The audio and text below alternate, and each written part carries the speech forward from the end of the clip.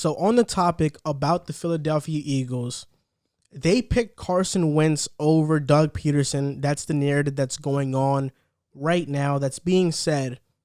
Do you think that the Eagles should stick with Carson Wentz, or should they move forward with Jalen Hurts as their franchise quarterback?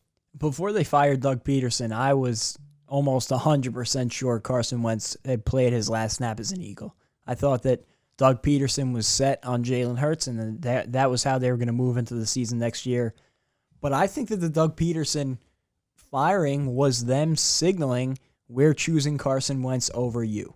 And I do still believe it will come down to who they hire as a head coach. If they bring someone in who wants to start Jalen Hurts, there's no way you're going to pay Carson Wentz all that money to be a backup. It just won't happen. But I think at least this got Carson Wentz another chance. Maybe this offseason they have a quarterback competition. Maybe he starts next year and has a chance to win that job over Jalen Hurts. I don't think it's set in stone that he's the starting quarterback, but I do think that this firing of Doug Peterson is giving him the opportunity as the quarterback number one entering next season. And I think the Eagles did that because they have so much money tied into him. Not only that, but he has been an MVP caliber quarterback. He was the number 2 pick or the number 1 pick. Second pick. They spent the number 2 pick on him. So that's a tough thing to move on from. No matter what happens, you don't want to admit that you were wrong on something like that. And I think that this is them giving Carson Wentz another chance, throwing him a life vest and saying, prove to us that you were the guy here. The two coaches that are rumored to go to Philadelphia so far are Lincoln Riley and Brian Dable, I'm pretty sure. That doesn't bode well for Carson Wentz. Yeah, so Lincoln Riley is very familiar with Jalen Hurts.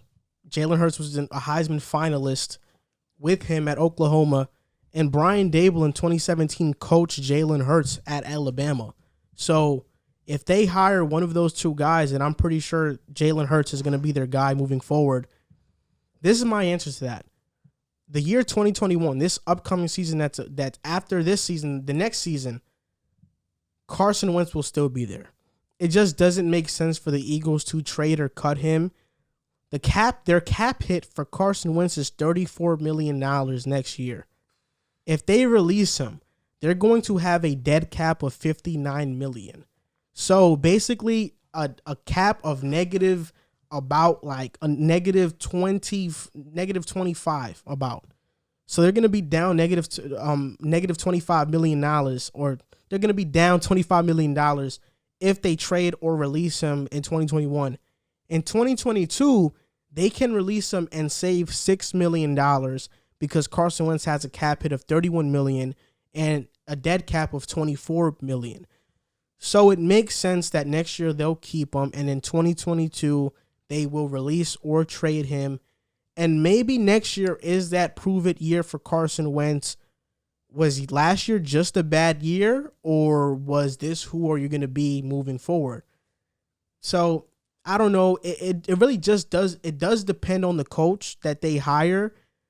But if Carson Wentz comes back next year with his mechanics fixed, his footwork intact, there's no reason why Jalen Hurts should be the quarterback moving forward. Yeah, you said it. What were the two biggest issues we really saw from him this season? One, his mechanics, especially his footwork. He was dancing around in the pocket. He had that super wide base, which was not what he was in his great seasons. And number two, his confidence. And both of those things were impacted by Doug Peterson. And with a new head coach coming in, those are two very fixable things, especially for a guy who has been there before. It's not like you have to start from scratch. He has had confidence. He's had great mechanics at one point in his career. So you just have to find that from wherever it is inside of him and bring it out. With a good head coach, that's certainly possible. And we know the level that he can play at when he has those two things at his disposal. He's a great quarterback. And so I do think he'll be the opening day starting quarterback for the Eagles next year. I think he will have one more chance to go out and prove that he is their franchise quarterback that they thought he was. But if he doesn't come out of the gates firing, and you mentioned the two guys that they're going after, If those two guys, one of those two guys are in the head coaching position, they will not wait at all to pull the trigger on Jalen Hurts. So it's going to be an opportunity, but it's going to be a very small window for him.